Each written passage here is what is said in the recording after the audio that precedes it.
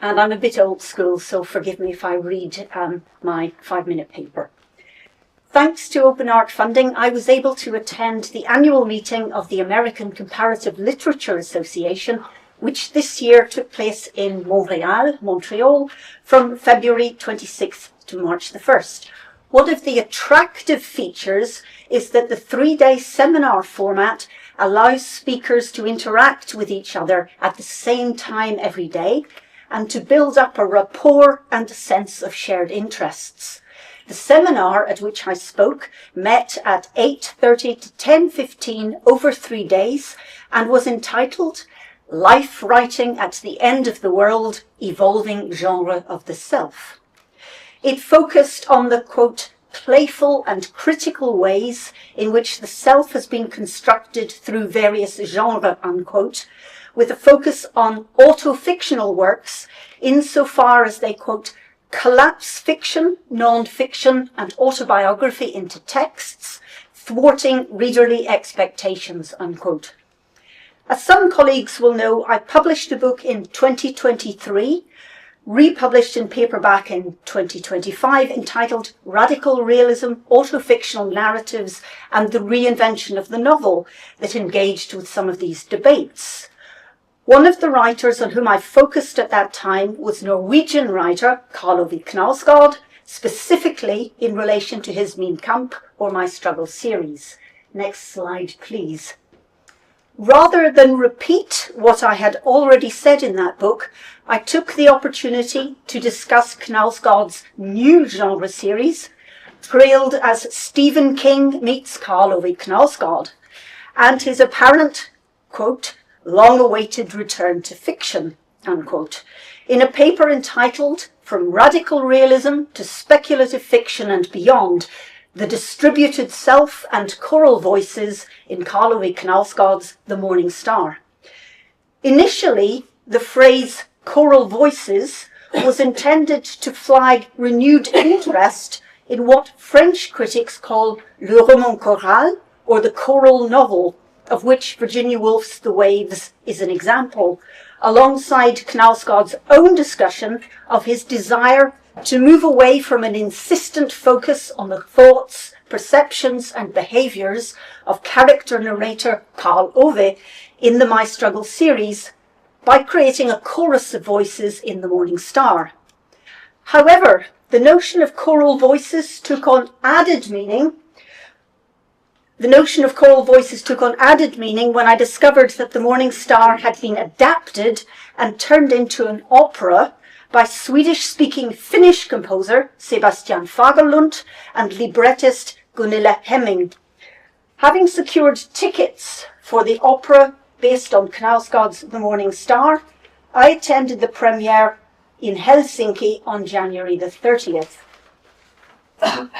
What this helped me to do was to understand better the differences between a 666-page novel consisting of 9 first-person character narrators relating aspects of their lives at a moment of crisis, and its adaptation as a modern opera with just over 30 pages of libretto, a musical score, and artistic direction, including stage setting, costume design, lighting and movement, and the extent to which voice is a feature of both.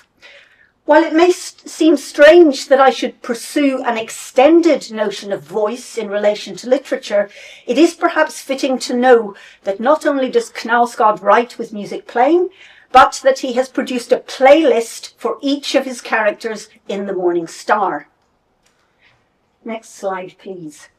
In the context of the ACLA seminar, I focused on the continuities and differences between My Struggle and the new genre series thus far. There are currently 4 volumes available in English translation out of a projected 7 in Norwegian, but with a specific focus on Volume 1.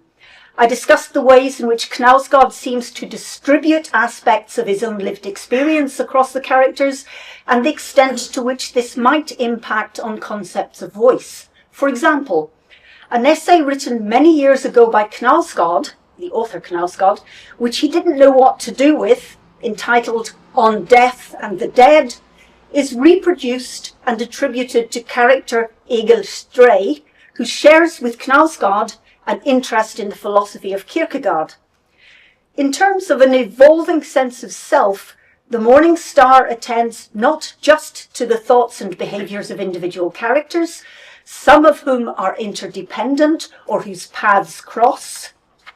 For example, husband and wife, nurse and her patient, priest and her laying to rest of an apparently dead soul, but through stretches of dialogue and reported conversations, as reference is made to the presence of a new star in the sky over Bergen and the ritualistic murder of 3 out of 4 members of a death metal band.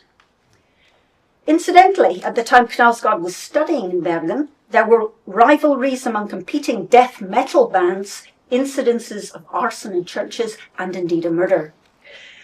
In terms of where this sits in relation to my ongoing work, I have already drafted a book chapter to be revisited and extended on the Morning Star series to date for my Palgrave pivot on the concept of voice in contemporary narrative.